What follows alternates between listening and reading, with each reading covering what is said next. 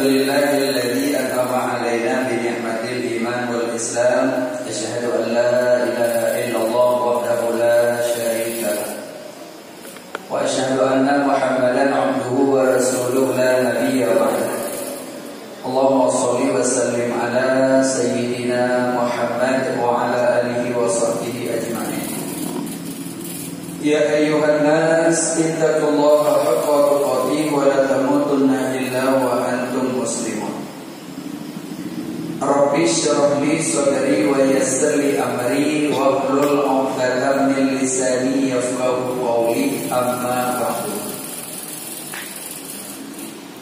Bersyukur kepada Allah Subhanahu wa taala, yang mana Allah pada malam yang mulia ini walau suasananya hujan dingin, namun Allah masih memilih kita salah seorang yang berada di salah satu majelis-majelis ilmu, yang insyaallah mudah-mudahan dengan berada kita di majelis ilmu memenuhi syarat menuju surga Allah.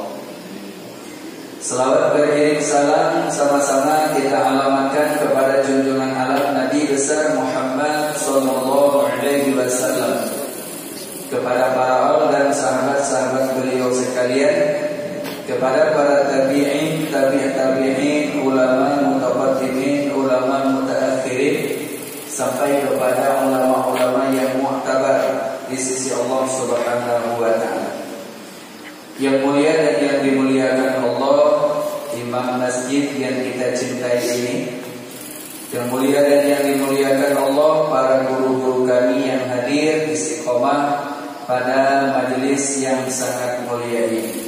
Takdim hormat kami kepada Ketua DKM Masjid beserta seluruh jajarannya. Istimewa penghormatan kami kepada seluruh para jamaah sidang majelis yang dipilih oleh Allah Subhanahu wa taala. Insyaallah pada malam yang mulia ini kita akan membahas najisnya tuak dan arak, karena itu bagian daripada najis yang mutawassitah. Namun jenis innya najis tadi tidak akan berubah menjadi suci. Beda dengan tuak dan arak, bila berubah dia. Ini di sini yang disebutnya dengan tuak. Karena kalau arak itu bisa jadi kepada sesuatu yang tidak bisa berubah. Itu kalau arak. Namun kalau tuak itu bisa dia berubah menjadi cuka, dengan syarat berubahnya sendirinya. Tidak boleh ada sesuatu yang dimasukkan ke dalam benda tersebut hingga berubah dia menjadi cuka. Maka malam ini kita akan bahas lanjutan daripada bagian najis-najis yang mutawassitah. Karena najis mutawassitah itu amatlah banyak, termasuk yang terakhirnya kita bahas adalah mazi dan wadi. Ya, itu adalah najis yang terhitung dalam najis mutawassitah. Najis yang mutawassitah suci dengan dibasuh sekali suci. Sekali basuh. Suci dia dengan dibasuh sekali basuh. Itu suci dia. Namun mendapatkan fadilah afdal dibasuhnya dengan 3 kali basuh.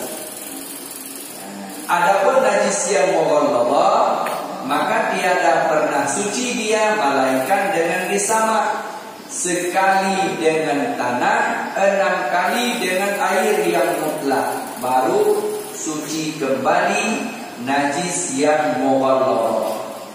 Mana najis yang mughalladhah itu najis yang diberatkan, yang dinajiskan oleh dua makhluk Allah, yaitu seperti yang telah kita bahas di belakangnya, si kalbi dan si khinzir. Itu sudah kita bahas, ya. Kemudian ya najis mukhaffafah yang paling ringan yang dinajiskan oleh kencing anak laki-laki atau kemih anak laki-laki yang belum sampai umurnya 2 tahun, yang dia belum makan sesuatu kecuali hanya minum ASI ibunya. Maka itu namanya najis yang mukhaffafah. Paling ringan adalah najis yang mukhaffafah. Maka sucinya dia dengan memercikkan airnya di atas najis itu, maka itu sudah suci. Nah, adapun bermula yang disebut dengan tuak, itu pada asalnya bisa jadi dari benda yang suci. Nah, dibuatnya tuak dari benda yang suci, baik diperasnya kurma yang masih muda segar, baik yang diperasnya daripada anggur yang muda. Nah, atau yang diperasnya daripada pohon-pohon aren. Nah, diperasnya hingga air tersebut bisa diperamnya, maka akan memabukkan. Maka itu disebut di dalam pembahasan kitab para ulama, itu namanya tuak.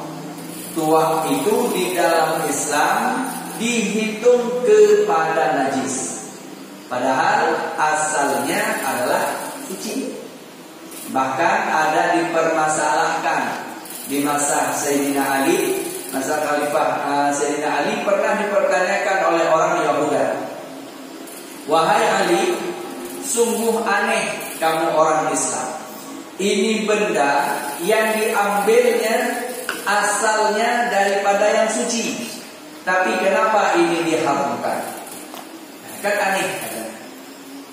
Maka Sayyidina Ali menjawab yang disebut babul ilmi. Sayyidina Ali itu adalah pintunya ilmu. Apa dijawab oleh Sayyidina Ali? Di dalam Islam, seorang perempuan melahirkan seorang anak perempuan, namun anak perempuan sama asalnya daripada seorang perempuan. Namun istrimu dihalalkan dalam syariat, kenapa anakmu dihalalkan? Padahal sama-sama asalnya daripada yang halal. Maka langsung Yahudi itu, maka dia mengucapkan 2 kalimat syahadat dengan dalil yang sangat singkat itu. Maka perlu untuk kita pahami, tuak bisa berubah dengan sendirinya menjadi cuka, maka halal lagi. Tapi bila seandainya dia masih dalam masa tuaknya, mana tuak, bila diminum dia bisa memabukkan. Ya, seperti yang dibahas di dalam pembahasan syarah para ulama, tuak itu biasanya dibuat daripada airnya pohon aren, atau yang dibuatnya dari beras kurma yang muda, atau diperasnya daripada anggur-anggur yang muda. Nah, maka bila seandainya dia minum, maka dia bisa memabukkan. Kalaupun ada yang minum tidak memabukkan, maka disebut wa malibuha. Pada umumnya, pada baliknya, orang yang minum itu reneh. Nah, kecuali orang yang sudah matang, sudah tebal. Itu 1 botol belum apa-apanya, 5 botol baru ada agak mintan sedikit. Ya, nah ini namun ini perlu untuk dipahami di dalam syariat. Padahal awalnya dia itu suci, tapi berubah namanya menjadi tuak, maka jadi haram. Makanya disebut nahnu bizawahir. Hukum syariat itu lahirnya dengan sebab nama. Dengan sebab lahirnya maka berlaku hukum. Tapi kalau seandainya belum disebut dengan tuak, karena begitu diambil air itu, begitu diambil dia belum apa-apanya itu, ya kan, belum apa-apanya. Maka bila diminum pun belum jadi masalah bila di saat diambilnya. Tapi bila seandainya sudah diperam 1 hari, itu mulailah. Nah, itu mulai, makanya air aren itu yang diperam 1-2 hari itu sedang dalam keadaan mabuk.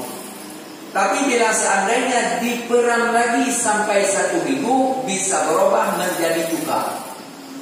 Kalau sudah menjadi cuka, maka jadi namanya lain, tidak lagi disebut tua, sudah disebut cuka. Cuka suci dan bisa dikonsumsi. Bisa ditaruh ke dalam ikan. Ikan yang sudah dibersihkan mau digoreng, taruh dulu cukanya.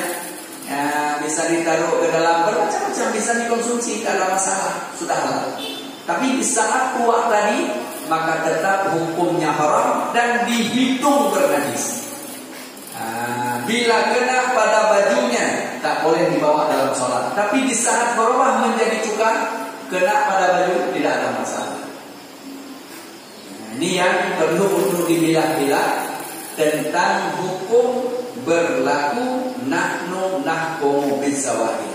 Bila sudah zahir hukumnya, maka berlakulah hukum itu kepadanya. Tapi bila seandainya belum berlaku, masih hukum dasar, maka dia tidak ada masalah. Ini yang perlu untuk dihadirkan. Nah, maka apabila zahirlah hukumnya tua, maka itu hukumnya najis dan tiada diperjualbelikan, tidak sah jual beli. Padahal di saat jadi cuka sah jual beli, tapi di saat jadi tua tidak sah jual beli. Sebelum jadi tua maka sah juga jual belinya. Ini biasa di kampung-kampung kan ada juga yang dibuatnya. Dimasukkan ke dalam botol yang baru dibawa dari kebun. Itu boleh diminumnya, tak ada masalah, masih utuh, masih baru. Tapi kalau sudah peram 1 malam, itu tidak bisa lagi, sudah jadi tua. Biasanya memang dibahas, dikasih, kalau orang-orang kampung itu dikasih tahu, ini nggak bisa lagi. Ini kalau minum nanti jadi masalah, ini jangan lagi. Kenapa? Karena ini sudah 2 malam. Kalau sudah 2 malam, itu sudah berubah namanya menjadi tua. Namun bagi orang-orang yang cari itu, memang itu yang dijadi. Malah kalau seandainya baru dibawa pulang, ini belum enak nih katanya, harus diperam 2 malam dulu baru oke. Di saat halal tak mau, tapi di saat haram baru dia memang tabiat manusia seperti itu. Tabiat manusia di saat dikasih halal, maka dia tak selera. Tapi di saat sudah haram, maka itu sudah luar biasa. Karena kenapa? Sudah ada bumbunya syaitan di situ. Hingga bukan dari situ saja, antara suami istri juga sering seperti itu. Di saat halal sah suami istri itu tidak mesra. Tidak mesra. Apalagi sudah punya anak, sudah ininya, itu sudah tidak mesra lagi. Sudah tidak ininya lagi, sudah pokoknya sudah tidak enjoy lagi.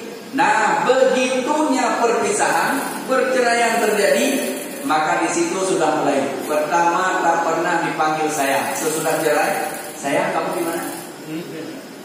Itu sudah mulai hadir itu. Kenapa? Karena itulah bumbunya syaitan itu sudah masuk. Nah, sebelumnya bercerai masih sah suami istri, halal itu. Tapi di saat sudah bercerai, disitulah sudah mulai. Ujung-ujungnya betapa banyak saat ini seorang laki-laki, seorang perempuan sesudah bercerai, maka dia berzina kembali dengan mantan suaminya. Alhamdulillah. Ini adalah campur tangan setan, campur tangan iblis di situ. Maka perlu untuk dihadirkan di saat masih suci, sering tidak selera. Tapi di saat berubah menjadi tua, maka di situ orang yang banyak peminatnya. Nanti di saat sudah menjadi cuka, sudah diam lagi, itu tidak ininya lagi. Kalau sudah jadi cuka kan dipakainya untuk pakai ikan aja. Itu urusan ibu-ibu. Nanti kalau sudah ikannya dibersihin, mau digoreng, dipakai cuka lagi. Sudah diasingkan. Kita tengok ini di dapur-dapur, di ininya sudah diasingkan. Itu sudah jadi cuka. Kalau seandainya dilanjutkan lagi, kalau sebahagian orang-orang kampung kalau sudah jadi cuka itu dimasak sampai jadi manisan. Nah, kalau sudah ininya, nah, dimasak jadi manisan ya. Atau dijadikan kecap. Nah, seperti itu. Jadi yang ingin kita bicarakan menyangkut dengan masalah bagian daripada najis yang mutawassitah adalah tua.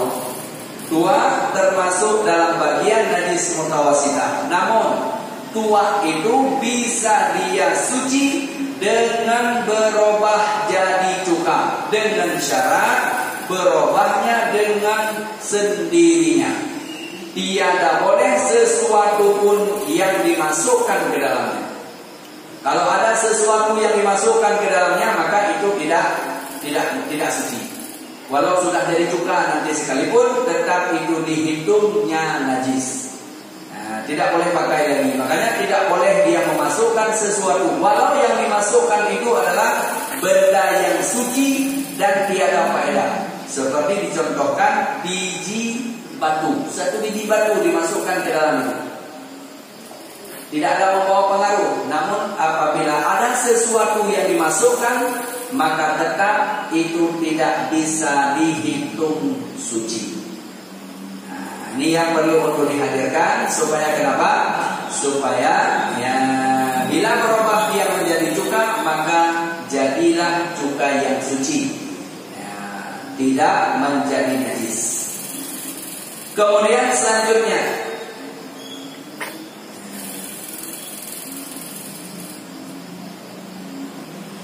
cuka yang berubah tadi menjadinya, ya, tua yang berubah tadi menjadi cuka dengan sendirinya, itu adalah suci. Kemudian suci juga, ya, untuk dipakai. Suci untuk dipakai kulitnya bangkai. Kulitnya bangkai untuk dipakai suci, namun tiada diperkenankan untuk konsumsi. Itu tidak bisa. Tapi untuk dipakai itu semuanya boleh. Boleh dibawa ke dalam sholat dengan syaratnya dibersihkannya, tanpa tiada sesuatu lendir-lendirnya yang membuat kulit itu busuk. Contoh misalnya, yang namanya kulit bangkai, semua binatang yang tiada halal dimakannya, bila diambil kulitnya, maka itu disebut kulitnya bangkai. Namun bila dibersihkan, ya, dihilangkan lendir-lendirnya dan sisa-sisa dagingnya, maka bila dibersihkan itu, maka sucilah untuk dipakai. Seperti kulitnya binatang yang tiada dimakan itu dicontohkan seperti ular. Kulitnya ular. Kulitnya ular itu bila sudah dibersihkan, maka sahlah dia pakai, walau dia bawa dalam sholat sekalipun. Jadi boleh kulit ular, ya, dibuka kulitnya, itu kan tidak bisa dimakan dagingnya, maka itu tetap dihitung najis. Namun ya, boleh dia memakainya, suci memakainya dengan dibersihkannya. Nah, dibersihkan di sini termasuk dihitung dengan membasuh dan membersihkan dengan kadar tiada lagi membawa kepada busuk kulit. Karena yang busuk kulit itu gara-gara lendir dan daging yang sisa. Kalau kulit itu tidak akan busuk. Nah, maka dibersihkan itunya dulu, maka sah dipakainya. Makanya sah pakai kulit yang dibuat tali ikat pinggang daripada kulit ular. Nanti jangan di saat sholatnya buka itu, buka sangkut di luar, sholat, masuk ke masjid, sholat, sesudah sholat keluar lagi, ularnya sudah kabur. Kabur dia. Makanya jangan disangkut, pakai aja, tak apa-apa. Dompet juga boleh daripada kulit binatang, kecuali binatangnya kulit dari kulit binatang anjing dan babi. Nah, itu yang tidak suci. Ini ada istisnanya. Ya, kecuali ya, kulitnya anjing dan kulitnya babi, maka itu tiada sucinya. Tetapi selain daripada kulit itu, maka sucilah dia dengan dibersihkannya atau disamaknya. Disamak itu bukan seperti disamak anjing dan babi. Karena anjing dan babi itu yang dikenanya innya tidak bisa disamakkan, kulitnya tak bisa disucikan. Jangan nanti dipikir, oh kan mudah sama. Ia tak akan pernah suci walaupun disamak, karena memang innya yang bernajis. Sementara kalau kulit yang lainnya, bangkai yang lainnya, itu namanya mu'tan najis. Kalau dibersihkan maka jadi suci. Bukan suci dikonsumsi, tetapi suci untuk dipakai. Kulit harimau, ya, boleh dipakai, tidak ada masalah, dan sah dijual belikan. Kalau sudah suci maka sah diperjual belikan. Ya, makanya penting untuk dipahami. Jadi kalau seandainya kulit biawak, kulit ular, kalau dijual ular langsung maka tidak boleh. Tapi kalau kulitnya yang dijual maka itu sah. Ini ada orang yang jual ular langsung, itu tak boleh dimakan. Tidak sah dimakan yang dijualnya. Tapi kalau dibuka, diambil kulitnya, maka itu sah dijual. Kalau kulitnya saja sah dijual. Ini secara syariat, kita bahas ini secara syariat. Walau secara negara tidak diperkenankan membunuh binatang-binatang seperti itu, karena itu binatang apa namanya? Dilindungi. Jadi kalau ditemu kita bunuh ular, ditangkap kita. Karena itu binatang-binatang dilindungi itu namanya. Ya, ini penting untuk juga kita hadirkan supaya kenapa? Supaya jangan nanti dompet yang dibeli dari kulit kulit buaya, kulit ular, kulit buaya, kulit harimau. Jangan nanti di saat sholat dibuka dompetnya. Sesudah selesai sholat tengok dompetnya sudah tak ada lagi. Kulit ular, tali ikat pinggang dari kulit ular. Saat sholat dibuka, sesudah selesai sholat tengok nggak ada lagi, sudah kabur ke hutan lagi. Makanya nggak usah buka, suci itu. Atau sepatunya daripada kulit buaya kan? Kulit buaya, boleh, itu tidak ada masalah. Ya, sah dipakai dan sah dijual belikan. Walau itu adalah dari kulitnya bangkai, namun suci dia dengan dibersihkannya atau disamak. Sama itu bahasa bersih. Karena yang ada samak di situ yang 6 kali dengan air mutlak, sekali dengan tanah, itu pada najis yang dinajiskan oleh anjing dan babi. Adapun samak pada kulit bangkai yang apa namanya, kulit bangkai selain daripada anjing dan dengan ditaruhnya benda-benda yang kasar. Cara membersihkannya, ditaruhnya benda-benda yang kasar, walau yang ditaruhnya itu najis sekalipun.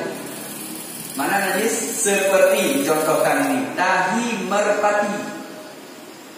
Tahi merpati itu kan agak kasar ya, karena merpati kan banyak yang makan anak biji batu kecil-kecil. Walau yang diambilnya bahan baku untuk membersihkan lendir-lendir yang ada pada kulit binatang tadi, boleh dipakai benda-benda yang kasar, walau itu dari tahi burung merpati sekali. Namun sesudah dibersihkan, lendir-lendirnya sudah hilang, disikat, kemudian dicuci, dibersihkan dengan air yang mutlak, maka sucilah dia untuk dipakai. Makanya kulit-kulit hayawan seperti kulit harimau, kulit-kulit yang lainnya boleh dipakai untuk sholat. Buat sajadah. Orang dahulu itu kulit harimau dijadikan sajadah, dibuat untuk sajadah. Bisa, tak ada masalah. Sesudah dibersihkan, maka sucilah dia. Cuma yang tidak sucinya untuk dikonsumsi, itu yang tidak suci. Atau kulit binatang yang halal dimakannya, namun mati dia. Seperti kulit rusa, kulit sapi, kulit kerbau, itu boleh diambil, tidak ada masalah, namun tidak boleh untuk dikonsumsi karena matinya bukan disembelih. Kalau yang matinya karena disembelih, maka halallah dia untuk dimakannya. Buat kerupuk nggak masalah. Buat apa namanya itu kulit itu? Kanget, tidak ada masalah. Ya, tapi dengan syarat itu disembelih. Kalau yang bukan disembelih, maka halal suci untuk dipakai saja, bukan untuk dikonsumsi. Ini penting untuk dihadirkan supaya kita bisa memilah-milahnya kan? Ketabrak misalnya, ketabrak sapi satu di jalan, nggak sempat disembelih, mati dia, dagingnya diambil untuk dikasih kepada makan-makan ikan dan lain sebagainya kan? Namun kulitnya boleh diambil untuk dikasihkan kepada apa namanya, dijadikan apa namanya?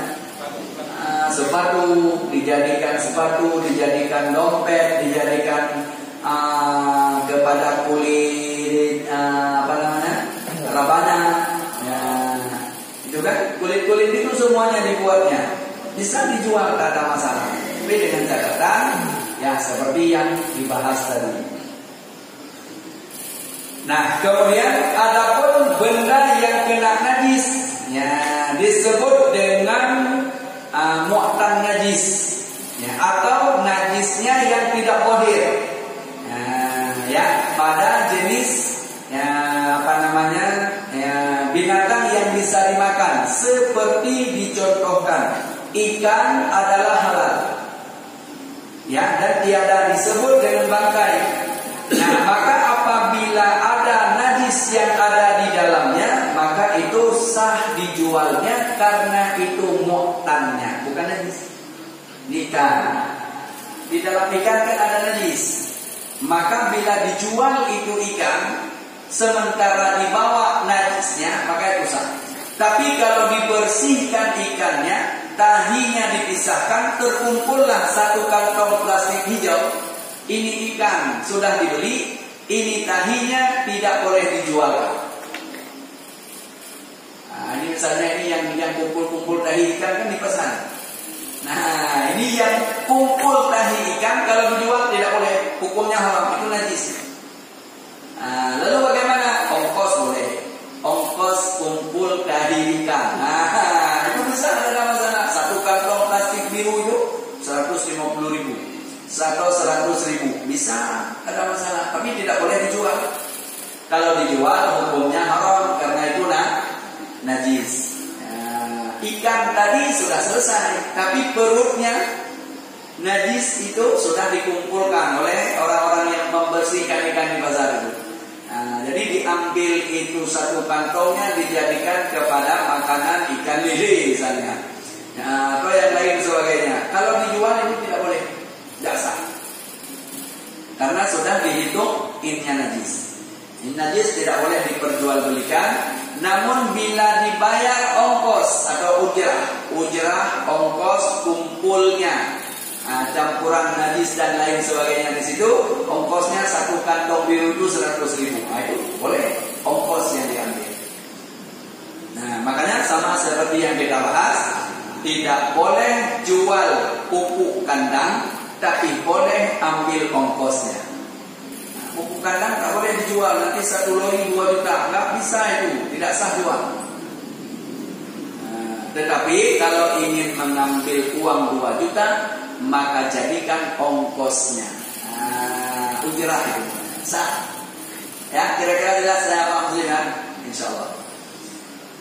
Nah, sedikit lagi. Baru nanti kita beri kesempatan untuk bertanya. Dan tiada pindah najis kepada tempat lain kecuali dengan basahnya. Najis tidak akan pindah ke tempat lain bila dengan kering-keringnya. Nah, ya, pindah najis itu ke tempatnya lain dengan sebab basah. Basah dua-duanya atau basah salah satunya, itu pindah najis. Ini contoh, ini misalnya ini najis, nah ini kering, nah, yang satunya najis ini basah atau yang ini yang basah, najis yang kering. maka bila bertemu maka itu pindah najis itu. Dan tiada pindah najis bila kering dengan kering, maka itu tidak pindah najis. Walau itu najis yang mubalaghah sekalipun. Kalau najis berat, ini najis berat ini anjing misalnya. Anjing ini kering betul dia. Kering, maka bila tersentuh dengan kita keringnya, maka kita tak bernajis. Kita dengan dia tersentuh, maka tidak bernajis. Tapi bisa kita jamin bahwa dia itu kering. Kalau seandainya dia basah, walau dengan peluhnya sekalipun, basahnya bukan kena air, tapi basah dengan keringat, dengan peluh, maka tetap pindah najis. Dia kena dengan kita, tapi karena basah peluhnya saja, maka itu bernajis. Apalagi air liurnya itu adalah basah, maka itu bernajis. Maka apabila keringnya anjing kena dengan kita, walau itu najis yang mubalaghah, maka tidak pindah najis. Maka di sini disebut pindahnya najis kepada yang lain dengan sebab basah dua-duanya atau basah salah satunya. Bila kering dua-duanya, maka tiada pindahlah najis kepada tempat yang lain. Nah, ini yang perlu dipahaminya. Adapun bermula bangkai itu, ya semuanya dihitung kepada najis, ya, kecuali bangkai ikan, bangkai belalang dan jenisnya sejenisnya, dan juga bangkai manusia. Karena manusia disebut ya walaqad karramna bani Adam, mulianya anak Adam, maka tidak jadilah bangkai dia walaupun dia sudah meninggal. Dalam arti bersentuh kita dengan jenazah, maka kita tidak bernajis. Bukan paham nanti bangkainya anak Adam berarti boleh dimakan, bukan. Karena tidak bernajis. Salah paham. Tidak bernajis bila bersentuh dengan kita, itu tidak bernajis. Sementara yang halal dikonsumsi yaitu ikan dan belalang. Belalang, walaupun kita dapati dia sudah mati, boleh goreng. Ikan, walaupun kita dapati separuhnya, boleh makan. Seperti yang sudah kita bahas, ikan lele panjang. Kita bawa barang, tengok dia di depan kita, kita dengan barangnya putus. Yang belakangnya kita dapat, yang depannya hilang, kabur dia. Boleh ambil yang belakang dulu masak. Besok kita cari lagi yang depannya, yang separuh lagi. Bisa kita cari lagi nanti karena udah habis darahnya kan, ya sudah ini ya kan. Bisa kita dapat lagi, nggak apa-apa, sah dimakan. Namun tiada sah dimakan hewan yang harus disembelih pisah dengan induknya. Ini kita misalnya kerja rusa, pemburu rusa. Di saat kita dapati rusa, kita lemparlah dengan parang, kena di pahanya, putus pahanya satu, induknya kabur. Kita sudah dapat satu paha, lumayan, bawa pulang itu kita masak, nggak bisa. Satu paha itu kita bawa pulang ke rumah, itu tidak bisa. Dihitung kepada najis yang mutawassitah. Adapun induknya, ya kita sembelih, kita dapat itu sembelih, maka halal dimakan. Tapi paha yang sebelah, yang pisah sebelum kita sembelih, hukumnya najis. Seperti itu. Makanya binatang yang disembelih, pisah sebelum disembelih, bercerai sebelum disembelih, dihitung kepada najis. Beda dengan ikan. Jadi kalau ikan separuh-separuh misalnya kita dapat, boleh, tidak ada masalah. Seperti yang kita bahas tadi ya. Seperti itu. Ini yang perlu untuk dihadirkan ya, supaya bisa kita amalkan dalam kehidupan kita sehari-hari, yang insyaallah mudah-mudahan ya, kita bisa membedakan mana najis yang mughalladah, mana najis yang mutawassitah, dan mana najis yang mukhaffafah. Kemudian ya sedikit lagi ya,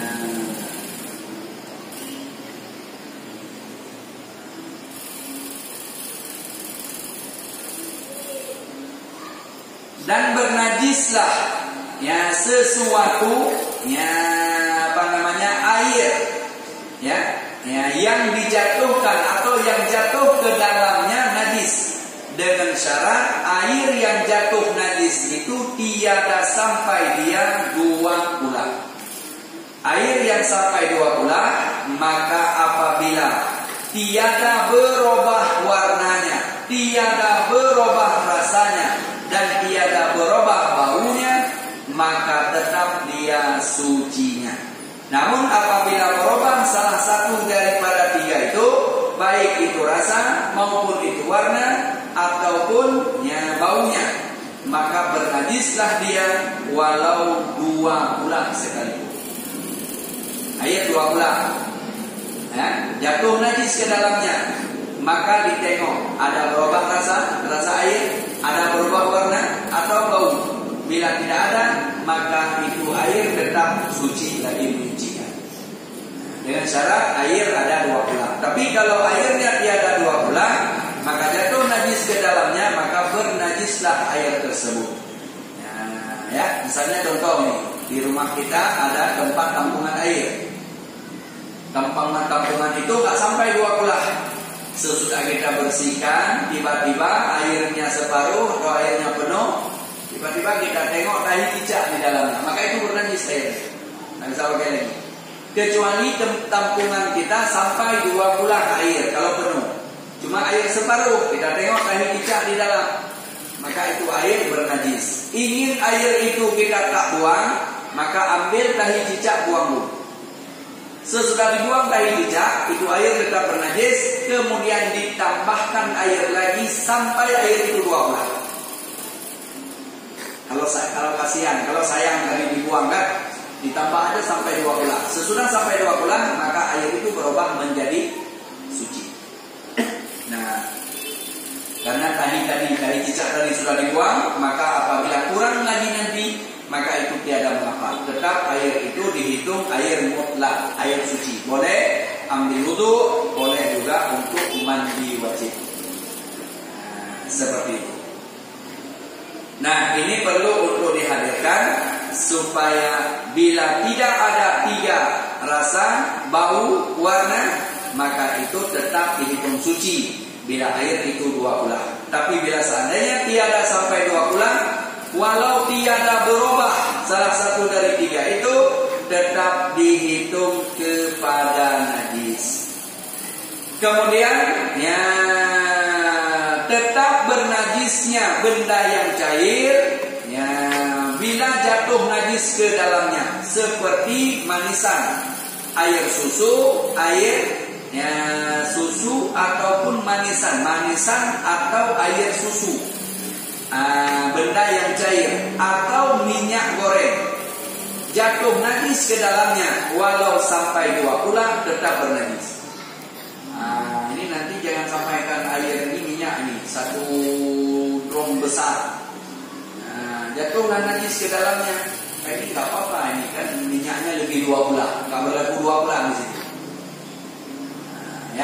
Minyak bila mati tikus di dalamnya, minyak bila seandainya mati cicak di dalamnya, maka itu dihitung najis. Jangan nanti buang itu dijual lagi, nggak bisa. Itu sudah dihitung najis. Karena benda yang cair tiada ada hitungan 2 ulah. Tetap bernajis bila jatuhnya najis, maka tetap dihitung kepada najis. Inilah yang kita bahas pada malam yang mulia ini. Sudah sampai pada pasal selanjutnya, yaitu untuk istibahah sholat, itu tayamum nanti ke depan. Untuk istibahah sholat air tak ada, atau sahih jabair. Ini nanti ke depan akan kita bahas sahih jabair, orang yang lukanya kemudian diperban pada anggota wudu. InsyaAllah nanti ke depan akan kita bahas lagi. Sebelum kita tutup dengan doa, atau sebelum kita tutup, ada pertanyaan? Ya, silakan. Waalaikumsalam warahmatullahi wabarakatuh. Menanyakan mengenai arah tapi atau suah aren tadi yang diperas, itu setelah 2 hari kan berubah menjadi tua jadi najis. Ini yang membuat itu sementara ini kan dari yang halal dari yang suci. Karena dia dengan 2 hari tadi itu atau lebih, pokoknya sudah disebut kepada tua. Ini yang sebenarnya hukumnya dia di sini jadi najis, sebabnya alkoholnya atau sebabnya karena memabukkan. Ya. Sebab dia dijadikan hukum sebagai hukum najis dan haram dikonsumsi karena yang pertama berstatus nama. Makanya disebut nahnu nahkumu bizawahir. Berlaku hukum syariat itu kepada yang tertuju nama. Bila seandainya namanya bukan tua, bisa jadi kepada cuka. Maka cuka halal, tua haram. Kenapa bisa jadi haram? Karena pada tua ada di situ menyakiti. Nah, orang yang minum itu rene, menyakiti, zulman li nafsih. Nah, maka di saat dia mabuk, maka itu zalim kepada diri sendiri. Lalu benda itu asalnya suci, kenapa dihukumnya kepada najis kan itu? Itu pertanyaan. Nah, karena dia benda yang diharamkan, maka di saat dijatuhkan hukum haram, maka dijadikan itu benda sebagai najis. Nah, kenapa? Di situ ada mahabbah syaitan. Jadi ada satu tekanan berat kepada itu hingga dihukumkan sebagai hukum najis. Kenapa dihukumkan sebagai hukum najis? Supaya tidak sah diperjualbelikan. Karena kalau sudah hukum najis, tidak sah diperjualbelikan. Tapi kalau tidak berlaku kepada hukum najis, maka masih sah diperjualbelikan. Makanya berlaku hukum tidak sah diperjualbelikan karena itu memabukkan. Jadi ada kaitan. Kenapa? Padahal bendanya benda suci, asalnya asal suci, bahan bakunya bahan baku suci. Nah, itulah pertanyaan tadi orang Yahuda itu kepada Sayyidina Ali. Orang Yahudi itu datang dan bertanya, wahai Ali, aneh betul kamu Islam. Ini tua ini dari air aren. Aren siapa yang bilang itu najis? Nggak ada. Tapi kenapa engkau jadikan hukum sebagai hukum najis dan tidak boleh dikonsumsi? Padahal ini asalnya asal yang suci. Maka dijawab oleh Sayyidina Ali, istrimu dan engkau punya anak perempuan. Anak perempuan lahirnya daripada yang halal, itu istrimu. Kenapa Allah menghalalkan istrimu tapi mengharamkan putrimu? Padahal asal daripada halal. Begitu hukumnya di dalam Islam, nahnu nahkumu bizawahir. Ini asal daripada istrimu yang halal tapi disebut putrimu, bukan lagi istrimu. Putri. Nah, begitu pula ini adalah air aren, masih suci. Tapi di saat air itu berubah menjadi tua, maka berlakulah hukum tua. Begini, kayak tape ini kan ada tubi. Ya. Apabila pernah dia sudah jadi tape, nanti fermentasi, ya. dimalamkan atau diharikan. Apakah itu termasuk karena dia udah namanya tape jadi najis? Ya. Karena dia bukan ubi lagi dibilang orang kan tape. Ya.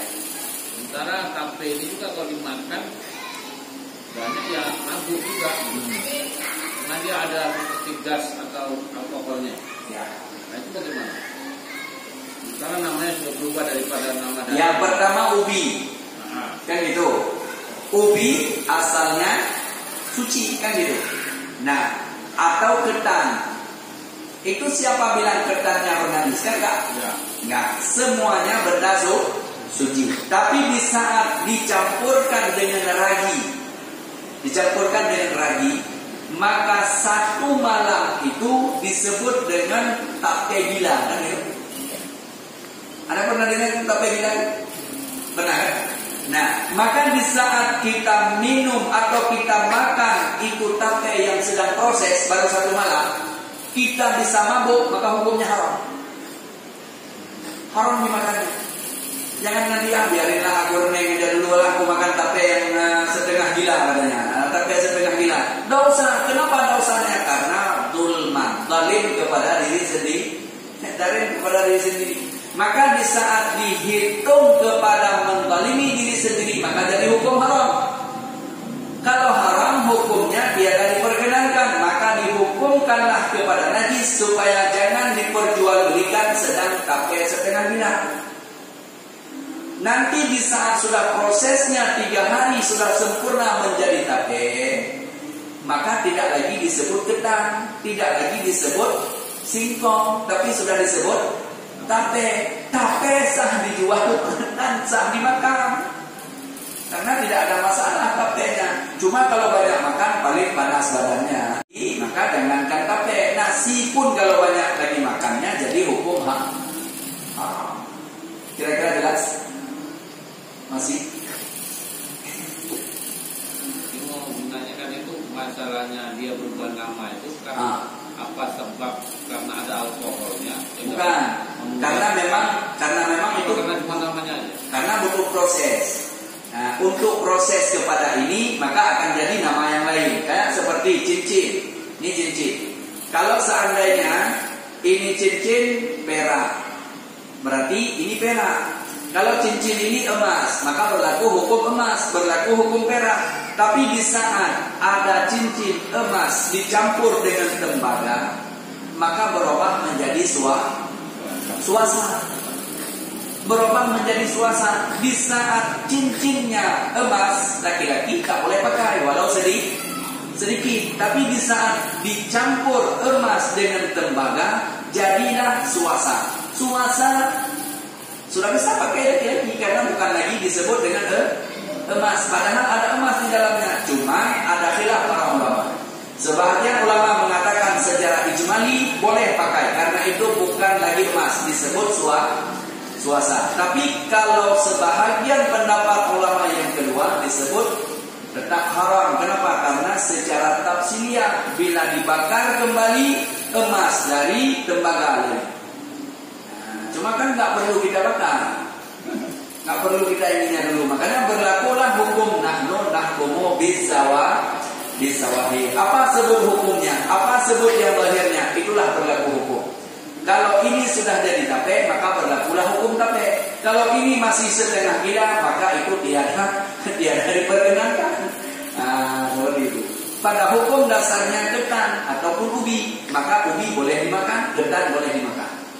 Kira-kira jelas? Jelas. Sudah masuk waktunya belum? Masih? Ya, silakan.